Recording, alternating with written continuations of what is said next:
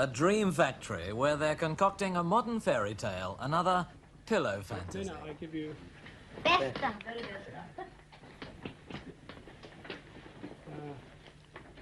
Yeah, that was The world's most famous hero assumes a natural position.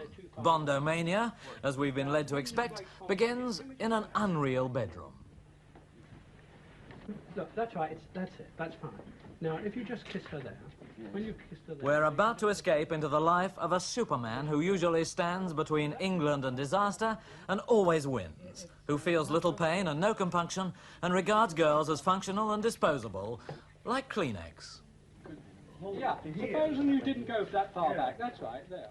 James Bond's whole attitude to women is modern and mocking. Better, huh? No, just different. Like King Duck is different from Catcher. Their reaction to him can also be unexpected. Darling, I give you very best duck.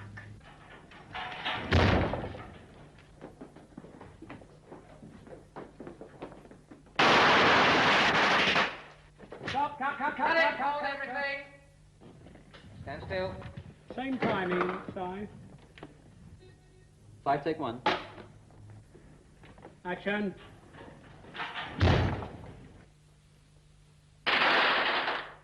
So James Bond's been shot where it hurts most, in bed. Japan Pinewood style, and the first day's shooting on the 5th film in the cinema's most spectacular saga. They're spending £3 million on You Only Live Twice, but it'll probably earn 10 times that around the world. 007, licensed to print money. Hero of 50 million books and a £70 million merchandising boom in Bondiana. He's all-time international box office champion. The first 4 Bond films cost £6 million, but earned $45 million. Excuse me. Thank you. Doubt you got the right one. So am I. Cut it. Cut. At a Mayfair production meeting, the most prosperous princes of showbiz.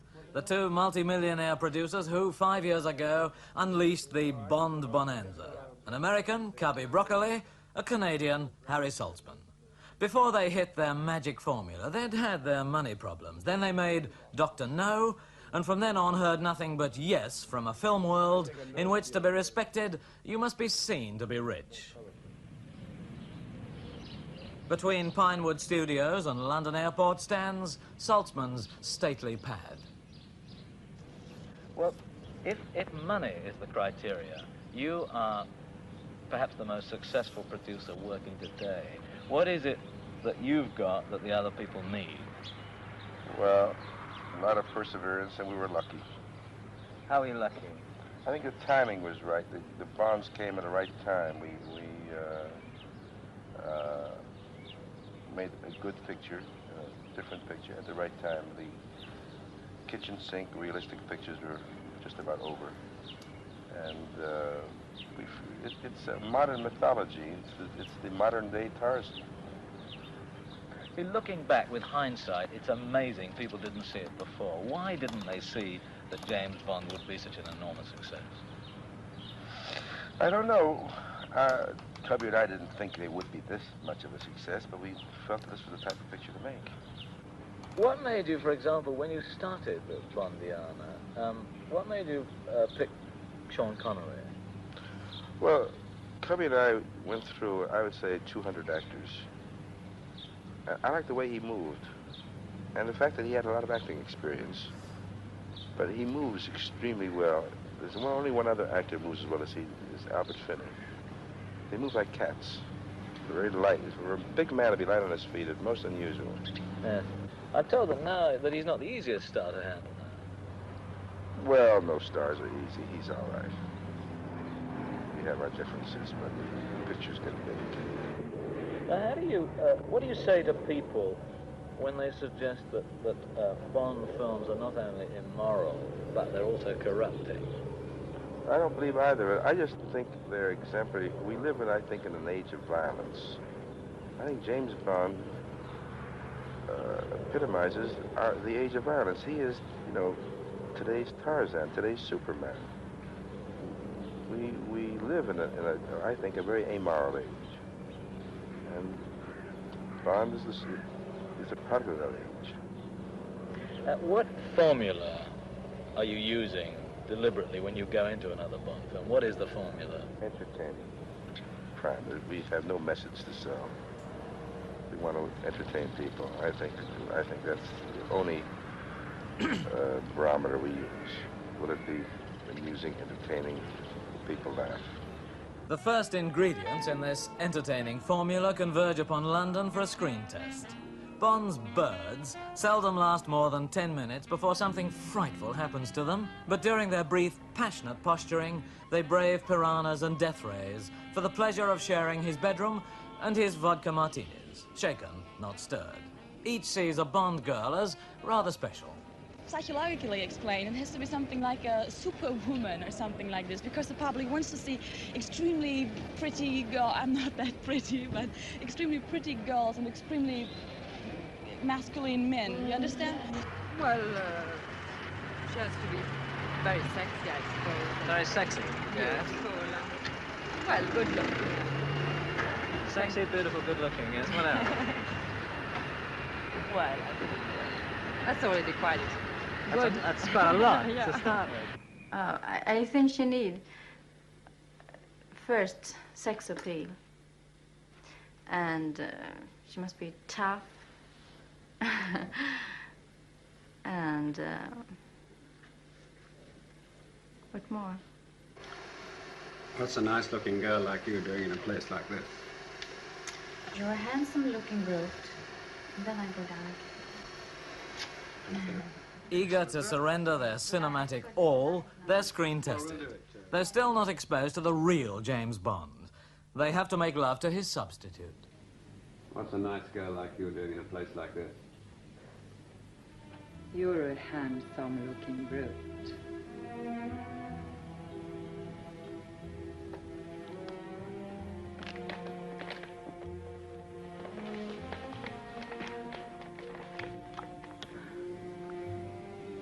That would kill me.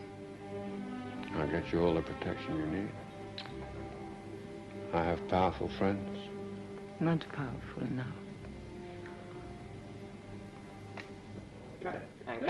The women provided for this space-age Valentino must be vetted by Lewis Gilbert, directing this latest Bond. Well, you know, there's a sort of classic tradition of Bond girls, Yeah. but this one is a German or Swedish girl. Yeah. But obviously she must be pretty glamorous, but we are trying to do something different with a Bond girl. This time we'd like to try and find somebody who can act. That's not so difficult when you're dealing with another language, you know. Yeah, it's a bit different, certainly. Yeah. So you're testing how many? Well, I should think we've tested so far about 10 or 12, but we've actually seen, I should say, 50 or 60 girls.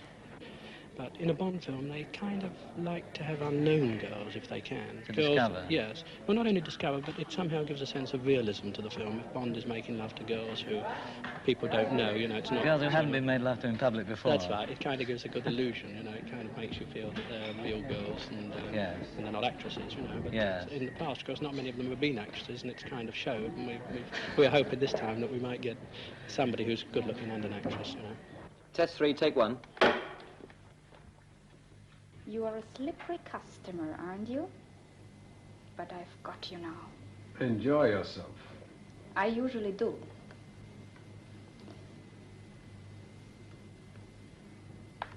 Who are you working with? All right. Well, let's do one more. I usually do. Who are you working with? Yeah, because you think it, yeah. Yeah, we go once more, boys, please.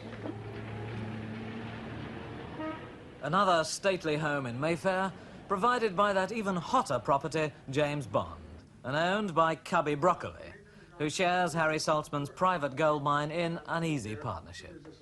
This gentleman has been called Harry's sense of proportion. 30 years ago, an office boy, but since then he's produced a score of pictures.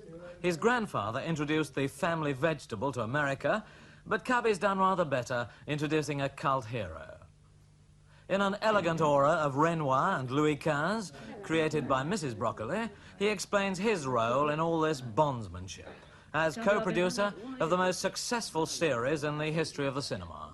Well, I think the prime contribution of this, in this particular case, of this production and the producer's function was to convince the distributor that a picture should be made of James Bond because he'd been overlooked for many years, and then to tell him further that the picture should be made without any known actors in it is another obstacle. In other words, the producer overcomes and sells the idea to the man who has to put up the money. But that's not his only function. He has to continue from there. He has to follow through with story and see that it's done in with his own ideas. In other words, normally the question from the distributor is who is going to play in it, Cary Grant or James Mason or someone. And when you surprise him by telling him you don't want a known name and then you want an unknown, he's further confused and it's a little more difficult to get the financing. In this case, the producer sold them on the idea of making Bond. And this was quite a job because they were not entirely sold, and no one else was, and the picture had been made years ago. What do you say, for example, when people suggest that Bond films are not only immoral, but corrupting? This is the Fleming formula. I mean, license to kill. But in fact, you don't see him kill just for the sake of killing.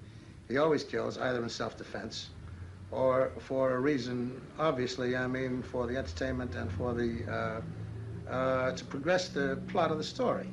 Yeah, but that's not really an excuse for killing someone. But the other thought, of course, is that he's not one of these white Western heroes, is he? Because he's the kind of chap who would shoot somebody in the back. That's right, but he's not... It's pretty un-British. Yes, all right, it's very un-British, you're quite right, but it's also pretty un-American, in fact, because these Westerns, I mean, are usually where, they won't shoot until, the other man draws the gun. Bond isn't equipped that way. He's not taking any chances.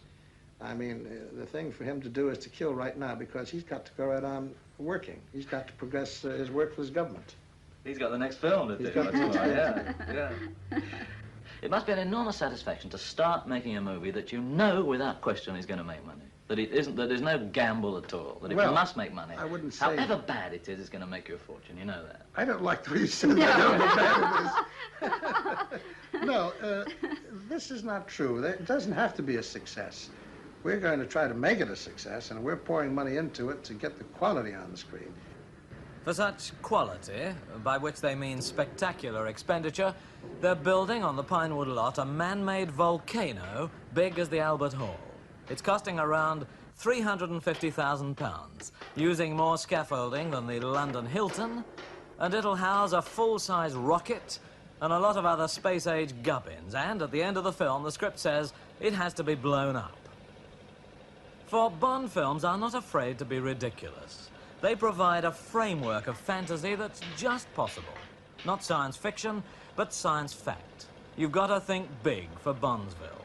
And each film has to outdo those that went before, not to mention the imitators who scrambled on the Bond wagon.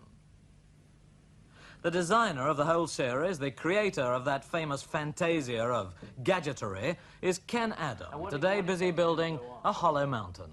Well, I found a volcano out in Japan, and this is a design of the interior of the volcano, which is the headquarters of our villain. And in this volcano in Japan, we found a lake, which we are assuming is an artificial lake. So this part there will be our lake, which slides away to let the missile come out of the volcano. We've got a gantry, a full-size missile, and a bridge from the gantry over to the control room. The whole thing will travel to this position. And then we're going to get a helicopter coming through the roof, which will land on this heliport, which will slide over to a position right at the end of the set. What about the cost of a thing like this? Well, the cost is quite considerable. I think it'll cost as much, if not more, as the whole of Dr. No, you know, the first Bond picture we did. Just this one set? Just this one set, yeah. And in cut film, this will be what, 10 minutes, 15 minutes? I would say at least 15 minutes. I would say something between 15 and 20 minutes screen time. That must be remarkably daunting, even from your point of view, with all your experience setting about building a volcano. Well, I think it's just another job, you know. But while Ken Adams building his sets, others are preparing to tear them apart.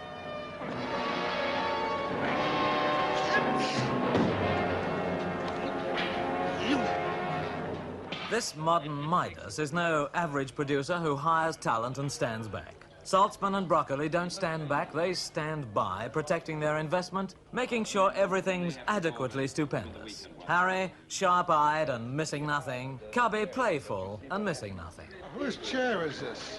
Well, Sato's chair. Sato's. Do you want it for your office? It's maybe Broccoli's chair before. Might even be able to use the desk, yeah? No, the desk is a bit too posh for me. A bit too posh. And there he is, and he wouldn't have to worry about the pool of blood, because there he is lying there dead. Yeah, we've got to pick him up and put him in the cover. He's going to That's right. He's got to get him. I think we should just hit him on that. I mean, look, No, let's have right. a near misses with the sword. Now, on this line, come back this way. Stop. And now we may have to swivel it a little bit more that way. Just a moment. Lewis, according to Peter, he can't. They got to have the statue in this area. That's where he thinks it up. He's going to have what? The statue. No, but Bob said this is okay. I tell you Is what, he because the gonna- next day I can do a lot of stuff. Well, he's going to walk around the room. He's going No, when do you mean? Our roughneck is very concerned about doing his stunts out here. Yeah, I know. He's getting because more and more he thinks your bored. set's going to fall apart. And of course, the sets do fall apart. They'd hurt people if they didn't. They're designed for careful violence. Despite a shooting schedule of 6 months, there's never enough time. Mounting production costs hang over them like a guillotine. Until the set's complete, the star's in his place, and the playful unreality is about to begin. Right, back to number one. Just hold the chatter everywhere. Still, everybody. Now, I just want to set And one got the thing. smoking in the scene, Sean. Ready? Action.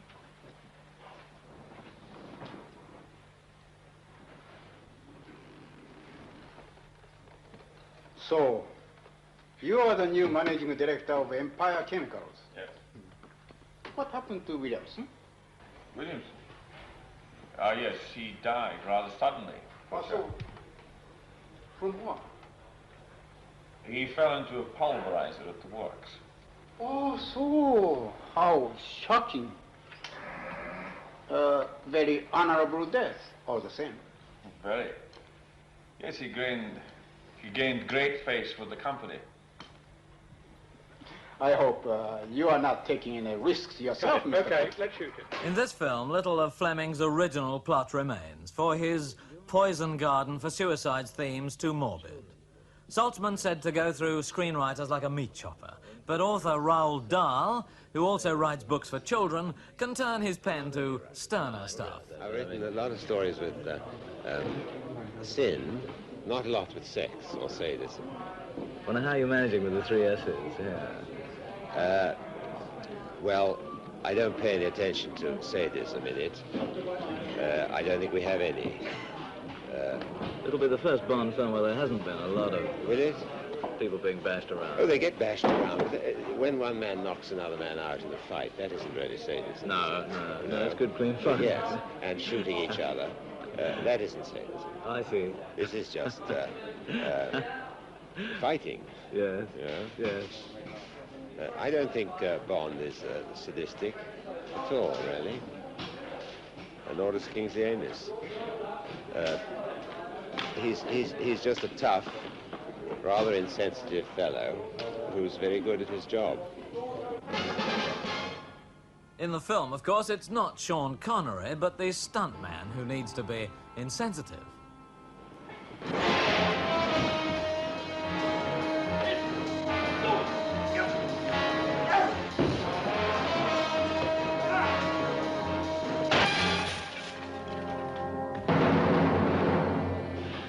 did you have a certain number of things that you had to do? For example, Bond normally goes through 3 women in a film, doesn't he? How many women does he go through? I don't know what you mean by going through them. Well, he disposes of them. They get killed. They sacrifice themselves. You know. Are you? Yes. Are you up to ration? There's no question that you must stick to that sort of formula. I think, because I asked that when I went in first. They said, "Oh yes." I said, "He wants a woman, doesn't he, to chase around and fall in love with?" And they said, "Well, 3 would be better."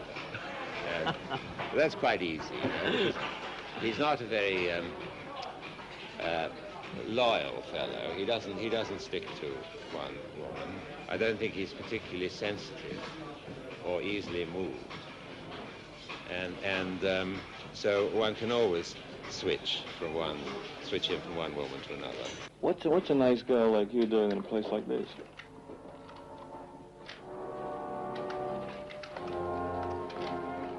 Sean Connery may not do his own stunts, but let's face it, he's always ready to get to grips with the enemy.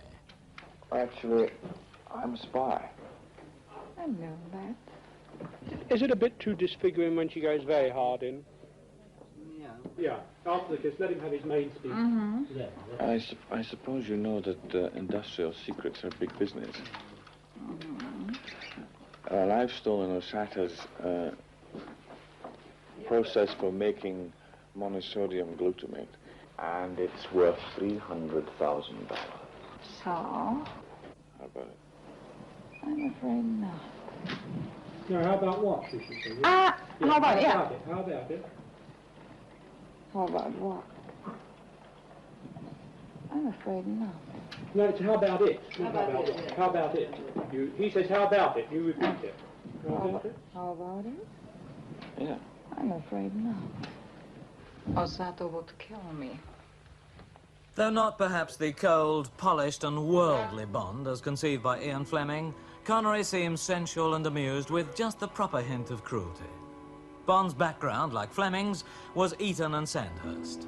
But Connery left his Edinburgh school at 15 and drove a milk truck, before becoming a bricklayer and coffin polisher. Because of Bond, Connery's a millionaire, and perhaps the best-known face in the world. But he remains unaffected and candid and indifferent to his image. To 100 million cinema-goers, he is James Bond, a character about whom he's read surprisingly little. I don't know great. I've only read 2 of the books, 1.5 of the books. Is that so? Yeah, so I met Fleming 2 or 3 times, and we got on very, very well. I liked him enormously. But we just lacked humor, I thought, in the books. How has being James Bond affected your life? Well, this is the sort of outcome of one of the facets, and that's the... I live in Acton. We have a marvellous house in Acton, wonderful situations. Unfortunately, it's too accessible. It means that people can come, you know, right up front, get in, and it's the only house in the street. It's a cul-de-sac right by a park, perfect situation, but they just come up and sit on top of the cars or come in the gate, knock at the door. It's too easy, you know, and it's the invasion of one's privacy, and I don't believe any of the rubbish about the price of fame or all that sort of jazz. I don't go for that at all. Have they been unpleasant? I mean, are people unpleasant? As a rule, no, but you get some real head cases that come round and have the most, you know, sort of absurd requests, like, it'd be marvellous to come in and have tea, or could we come in and take some photographs, or could I sign on your wall, or, you know, juvenile, insane ideas. And there's only one way to solve it, is something practical, and that is not to be there. I have no publicity agent, I have no press agent, I have no personal manager, I think I must be the only one in America anyway, because they really don't believe it, that you can't have. Consequently, one goes into the barbers and reads, you know, written about one, about running across the moors of Scotland hungry and all this sort of garbage, that some tin head has put out, you know. And so that's absolutely infuriating. I suppose you could protect yourself against it by paying £150 a week to some office, and they'll put out that you weren't running, you were walking, so that you're more sympathetic or something, I don't know. There was one cutting I read about you. It said you were relaxed and informal to the point of falling apart. Yes, that's true, times. Well, particularly when I'm drunk. That's quite endearing. I see nothing wrong with that. Yeah. But No, it I also said you weren't living up to your image. Yes, well... Perhaps you weren't grabbing girls in bars, perhaps, you see. Would they pay the fines if I lived up to the image?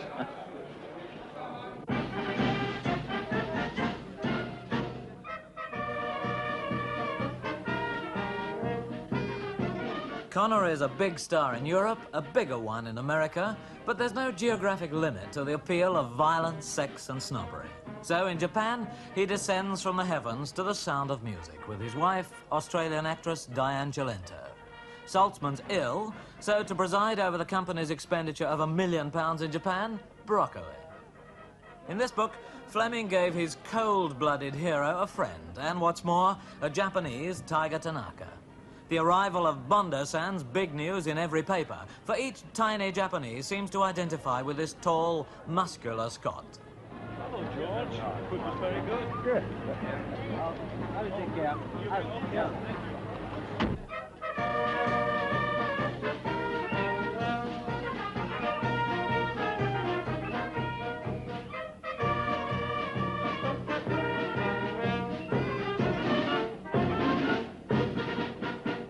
To waylay 007, the Japanese press besieges the Tokyo Hilton. But there's Cubby to the rescue, standing up for his hungry hero. He hasn't even had his lunch right now. He had to go back up to his room because he didn't have the privacy of having a little lunch. Now, he's an actor. He's here to do a job. He's not just a publicity idol for them. Now, he's here, and he has not been given the privilege and respect of Japan for a certain amount of privacy. Today, he is supposed to rest under my orders. If they promise to leave him alone the rest of the afternoon, perhaps I can persuade him to let him take some pictures. If they'll promise to give me him some privacy today until tomorrow, when he has the press interview, if they leave him alone, perhaps I can persuade him.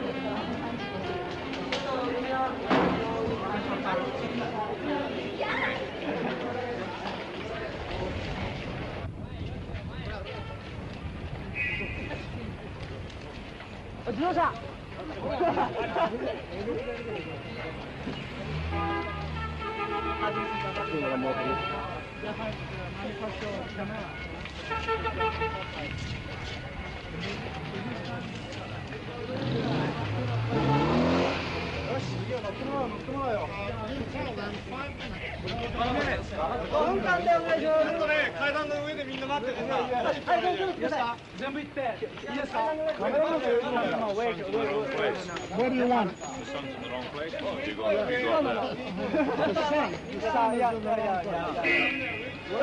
got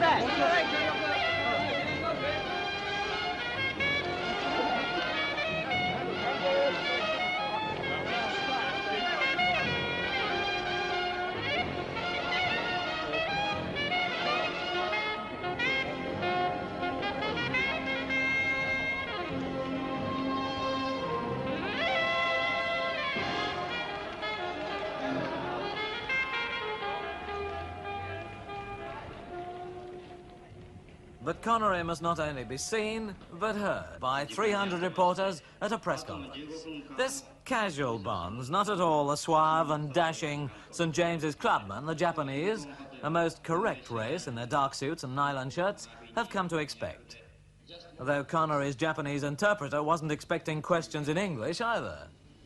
The other outfit which is making James Bond films, or one film, Casino Royale, I understand has bigger sellers doing the role that you take in your films, and that it's something of a send-up.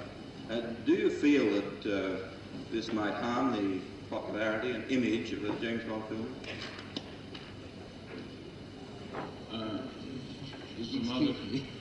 Excuse me while I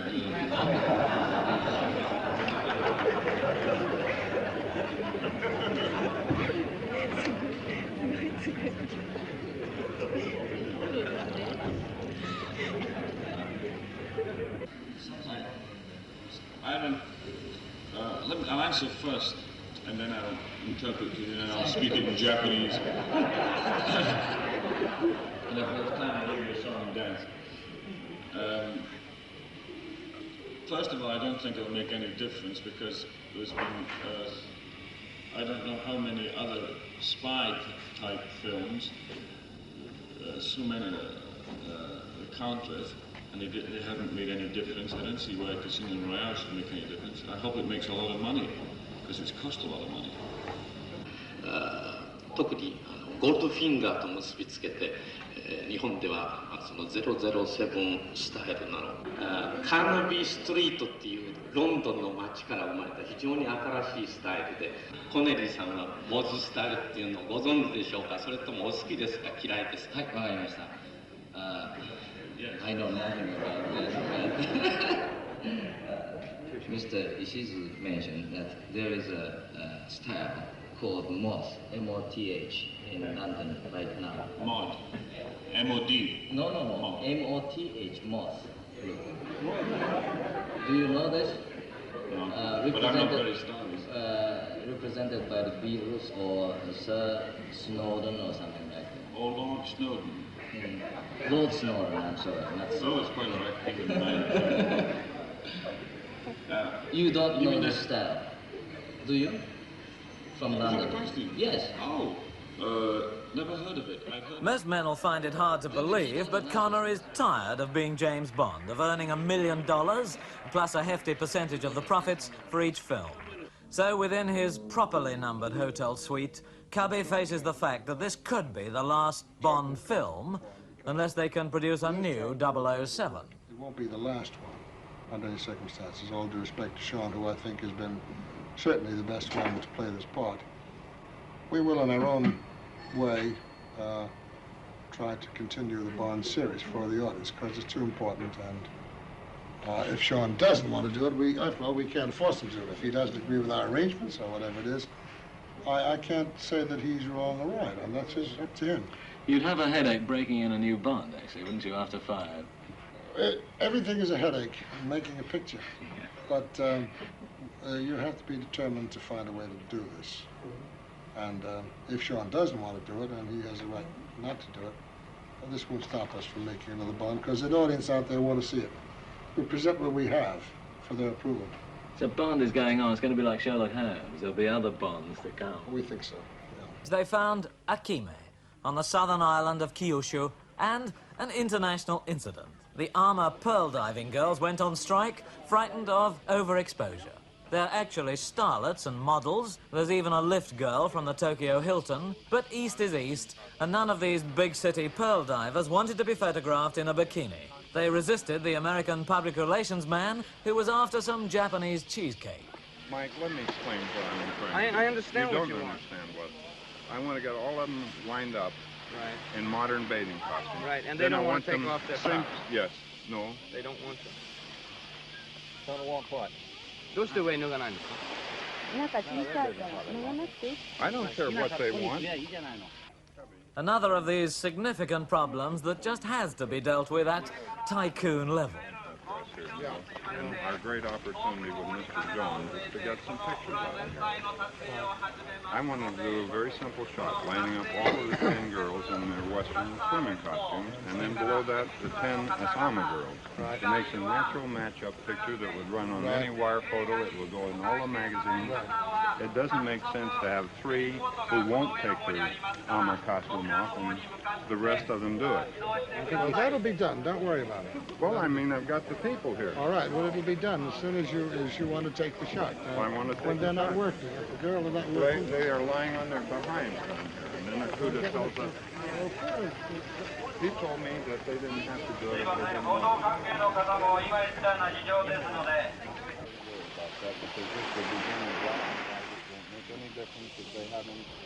What's the trouble, Cubby? What has in fact happened? Oh, it's not really serious. We have 8 armor girls, or girls who are supposed to be armor girls. They're Japanese types. Yeah. And the production department is having a difficult time getting them to remove not their brasiers or anything, just their outer garment. They feel that they're not accustomed to walking around in bikinis. Not until Broccoli got there, they weren't.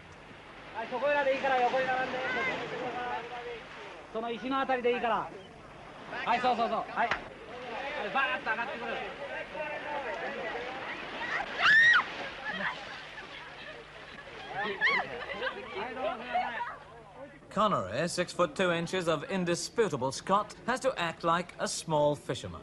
To help him blend into an oriental background, he has a beetle wig and makeup to cover arm tattoos that few Japanese fishermen have. They read Scotland Forever and Mum and Dad.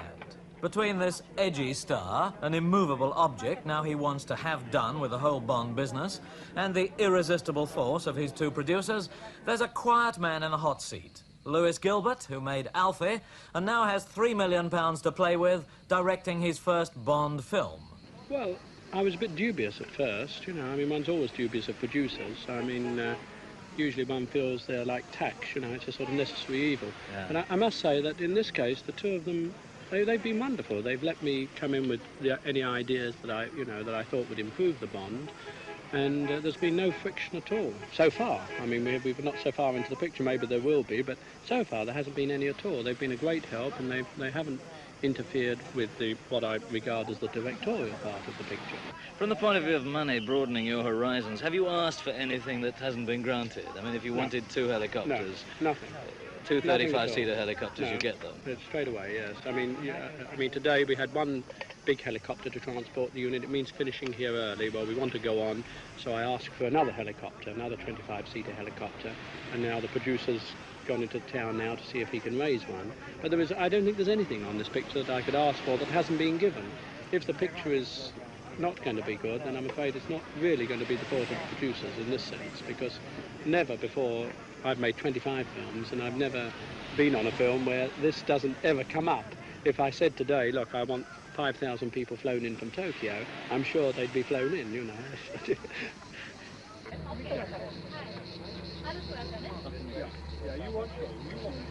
And when the coffin goes by, Sean, you give a little bow, and now looking at Tamba, there.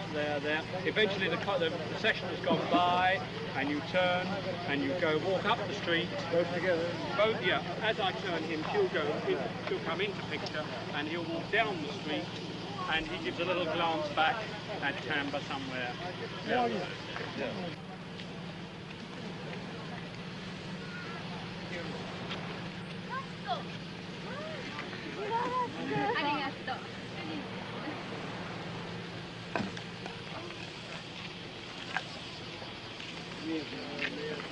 Michizuki!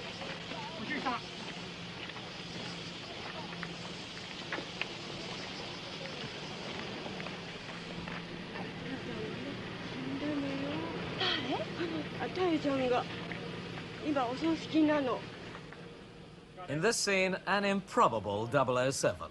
Not at all the sexy secret agent millions of women know and love. But how about the woman who knows him best of all? Does being married to the man they adore bring Diane Cilento many problems? Well, if you think of it as a sex symbol, I suppose there are, but you just can't think of the person you're married to as a sex symbol, at least not all the time. As a person, has he changed, as a man?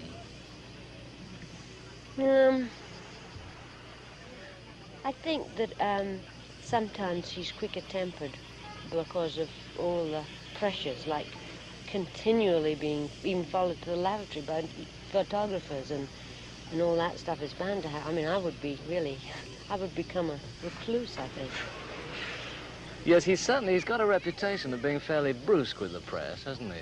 Is this deserved, or do you think he's tried beyond normal limits?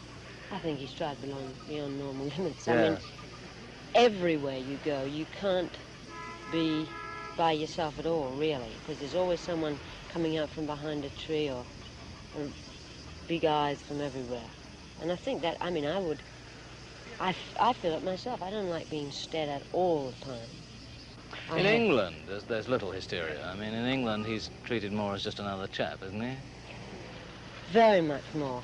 At first it wasn't so. On the opening night of From Russia with Love, it was very frightening. I was terrified. Like we were 20 minutes trying to get out. Yeah. But since then, there hasn't been anything at all sort of frightening like that. How about America? What happens in the States? Well, they all sort of come up and say, gee, 007, and, you know, they're very much more confidential with you, as though they just discovered you, you know. If the speedboat comes right close into shore by a clump of trees to camera left, it'll be out of our picture. Over. That's to shore towards you, right? Over. Yeah. Okay. Okay. Yes. Speedboat. Yeah. See those trees up there? Yes. Speedboat, go over there. I see. Okay. モーターボート、こっちに隠れてくれ。こっちの崖の下に隠れてくれ。モーターボート、こっちの崖の下に隠れてくれ。了解。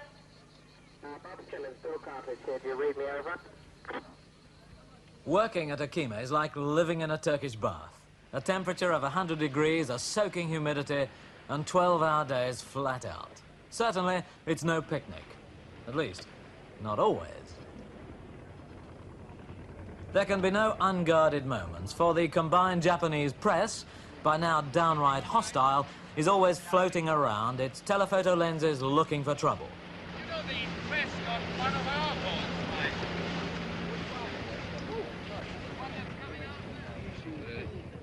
They're discouraged in best Bond style by a minefield. Tell them that there are going to be big explosions around there, and it's going to be up to them. But we are putting up explosives all up there. We've got the whole area of the mine. very heavy explosives. Yeah, he's going right. Don't worry. He's going right. No, Michael. We're going right.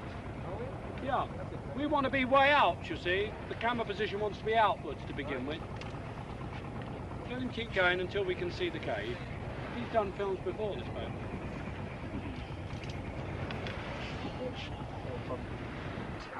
It's hot coffee and tea. It's hot coffee. It's the most expensive tea boy you ever. Well, you know. That's one guy. It's about the first useful thing you've done on the bloody picture. Thank you very much. Ooh, we've got little dainties as well. Little dainties. On my way home, I bumped into the second unit, all completely exhausted, climbing over rocks. They're screaming at me, "Take us off! Take us off!" Anybody want a dainty custard cream? Yes. Thank you, Lewis. Can I have one? I don't know what to do with this now. I've got it. Need a boat of the way. Bloody boat went to me. I wanted the unit cleared. Have you got all your teas over there? Come on, get Freddie? away. Monopolising the tea, Ben. Come on. Hey? Yeah, right, now we need Mia in there and Cormorant, gentlemen. Coming on. You know, get them a bit closer in. But it's really no Oriental tea party, this mucking about in boats, this bilingual struggle to make an epic. Who did that? Look, Kay, I must insist that you don't say anything until I give you instructions. Tell him to go into the cave. Right, now tell Sit him to go down. into the cave and we're going to continue shooting, please.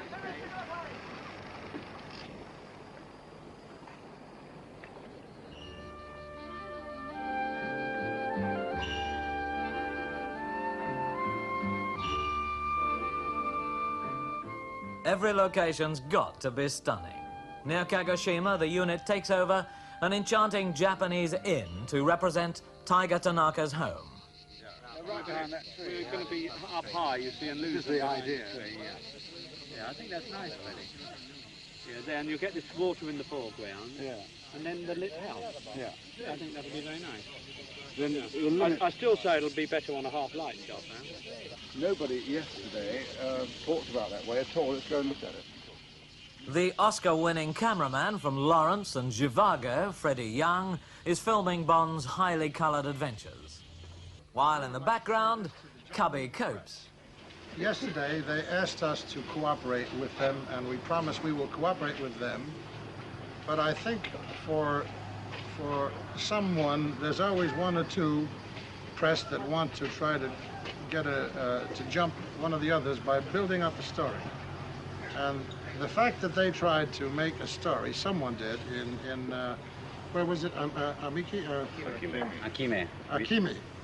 that a lot of lies about our operation and trying to build up the prices and trying to say that we might run away and not pay our bills is a terrible story. Now, Mr. Okuda, who is our representative here, Japanese representative and advisor, knows this isn't true. And for them to do this just to get a story is terribly unfair. We will not cooperate with them if they're going to do this. Tell them right now.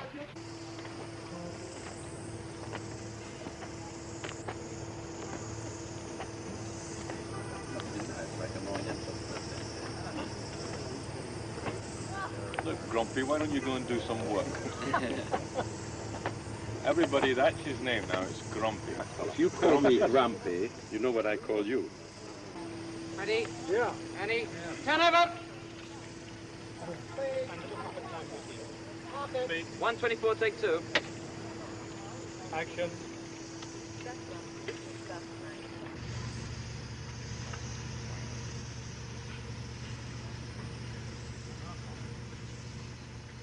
This island's within the volcanic belt, where at any moment some silent mountain can change its character explosively.